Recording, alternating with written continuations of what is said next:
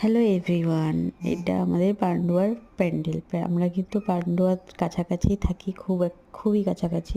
তো আমরা কেন মিস করব? আমাদের পান্ডুয়ার পুজো কিন্তু মানে কালী পুজো খুবই ফেমাস একটা পুজো। যাই হোক, পান্ডুয়াতে এই কালী পুজোর জন্য সবাই অপেক্ষা করে থাকে। পুরো পুরো পান্ডুয়াটা লাইটে লাইটে লাইটে লাইটে একদম পুরো সেজে ওঠে। তো দেখো এই প্যান্ডেলটা কতটা সুন্দর। প্রত্যেকটা প্যান্ডেল দেখাবো, একটু লেট হবে কিন্তু তোমরা দেখো। আর আমাদের বাড়ির ফ্যামিলির সবাই মোটামুটি বেরিয়েই পড়েছি ঠাকুর দেখতে 5:30টার মধ্যে। আমার মেয়ে যেহেতু ছোট, মানে কিট্টুর কথা বলছি, কিট্টু যেহেতু ছোট আর এখন একটু একটু ঠান্ডা পড়েছে, তো এই ঠান্ডাটা ওকে লাগানো যাবে না, সেই জন্য একটু সকাল সকাল বেরিয়েছি, আবার সকাল সকাল চলে এসেছি।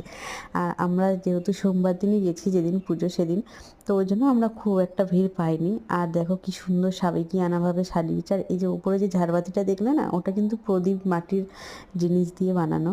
তো ভিডিওটা ভালো লাগলে অবশ্যই লাইক করো। প্রতিমাটা কিন্তু খুব সুন্দর।